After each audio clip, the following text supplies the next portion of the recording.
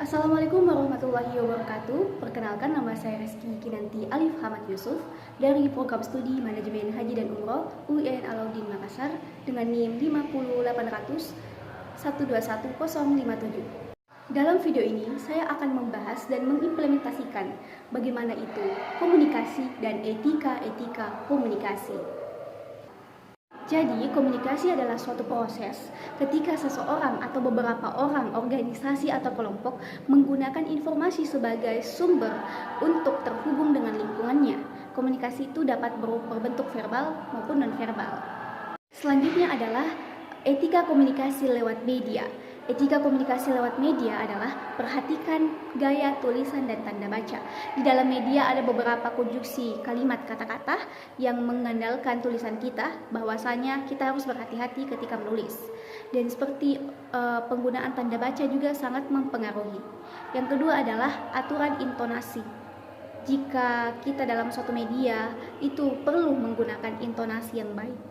Dan kemudian yang terakhir adalah pikirkan apa yang ingin ditulis.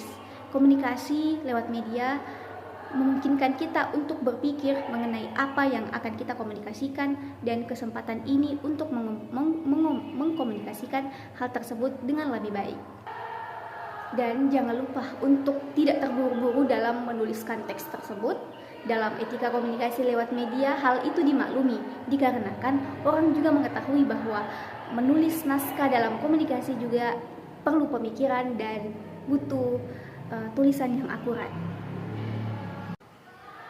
Meskipun kita sudah familiar dengan kata etika, namun secara ilmiah ada beberapa pengertian yang dapat kita tinjau dari beberapa para ahli. Etika menurut para ahli yang pertama adalah dari Profesor Dr. Franz Magnus Susenso adalah dia mengatakan bahwa ilmu yang mencari orientasi atau ilmu yang memberikan arah dan pijakan dalam tindakan manusia. Yang kedua ada dari James Spillane CJ. Etika adalah mempertimbangkan dan memperhatikan tingkah laku manusia dalam mengambil suatu keputusan yang berkualitas dengan moral. Yang ketiga ada dari Mariani dan Ludigo adalah dia mengatakan bahwa komunikasi atau etika komunikasi adalah seperangkat norma, aturan atau pedoman yang mengatur segala bentuk atau bentuk tingkah laku perilaku manusia yang harus dilakukan, dan ada beberapa yang buruk yang mesti ditinggalkan untuk dianut oleh sekelompok masyarakat. Sesuai dengan namanya, etika, namun adalah etika yang membahas mengenai kondisi dasar umum tindakan manusia secara etis. Standar bertindak secara etis ini yang kemudian dijadikan acuan untuk manusia dalam bertindak dan berperilaku.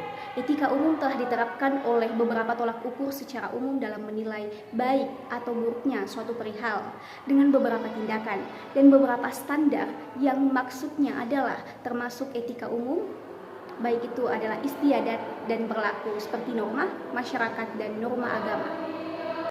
Kemudian saya akan menjelaskan beberapa aliran etika. Etika ini terbagi menjadi 4. Yang pertama adalah deontologis, yang kedua adalah teologis, yang ketiga adalah egoisme, yang keempat adalah utilitarisme. Deontologis merupakan suatu perihal yang dinilai dari niat atau tujuan tertentu, bukan dinilai dari pencapaian atau hasil yang telah diperoleh, tetapi sebagaimana effort yang kita lakukan untuk mencapai suatu hasil tersebut dilihat dari beberapa usahanya. Berbeda dengan teologis ditinjau dari penjelasan bahwasanya sebagaimanapun niat atau tujuan kita dalam proses itu, yang dinilai adalah tetap tujuan akhir, hasil dari perolehan yang telah diusahakan dalam konsep teologis. Egoisme adalah lebih mendahulukan diri sendiri, lebih mementingkan diri sendiri atas pencapaian hasil, yang dimana egoisme ini mendasar pada individual, dia tidak mementingkan orang lain. Selanjutnya yang terakhir adalah yang keempat, utilitarisme. Utilitarisme merupakan suatu objek yang berarti memberikan manfaat kepada orang lain. Dia selalu memberikan benefit kepada masyarakat secara luas dalam lingkup sosial. Beberapa perihal mengenai etiket komunikasi.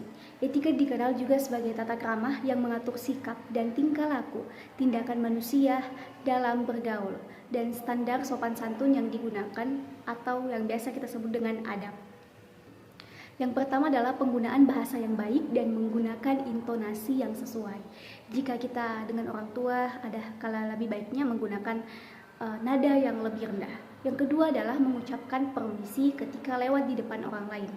Yang ketiga, mengucapkan tolong ketika meminta bantuan. Yang keempat ialah mengucapkan terima kasih ketika mendapat bantuan. Yang kelima, mengucapkan maaf ketika melakukan kesalahan.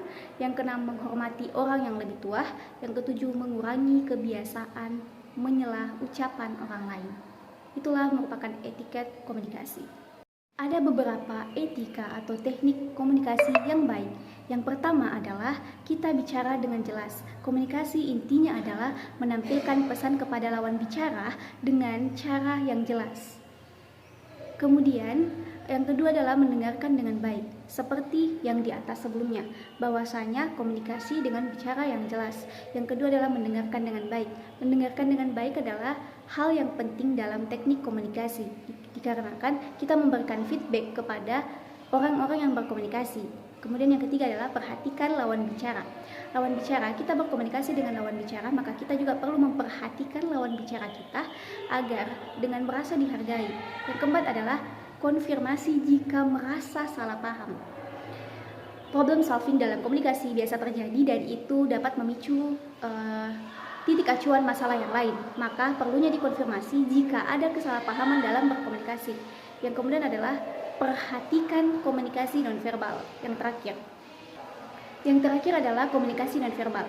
Komunikasi nonverbal ini memiliki pengaruh yang lebih besar daripada komunikasi verbal, dikarenakan komunikasi nonverbal ini meliputi gestur, mimik wajah, karakter, dan bagaimana cara kita menyampaikan komunikasi tersebut, atau bisa dikatakan adalah retorika.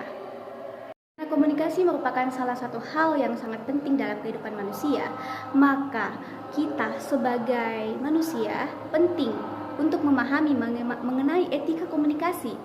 Tanpa adanya etika komunikasi, dapat terjadi hal-hal yang tidak dapat diinginkan, seperti kesalahpahaman, kemudian pertengkaran, perselisihan.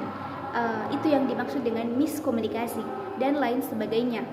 Etika komunikasi ini dapat diketahui dan dapat diterapkan, serta menyebabkan hubungan kita menjadi lebih baik, komunikasi juga lancar, dan hubungan silaturahmi antar sosial juga terjalin karena adanya komunikasi yang baik dan bermutu dalam lingkup publik. Kemudian adalah ada manfaat etika komunikasi. Manfaat etika komunikasi yang pertama adalah melancarkan komunikasi dengan orang lain, sehingga hubungan yang sudah terjalin itu akan semakin erat dan memahami apa hal yang dikomunikasikan oleh orang lain. Yang kedua adalah dengan mengikuti menaati etika yang berlaku, kita akan dapat diterima dengan baik dalam lingkup sosial masyarakat.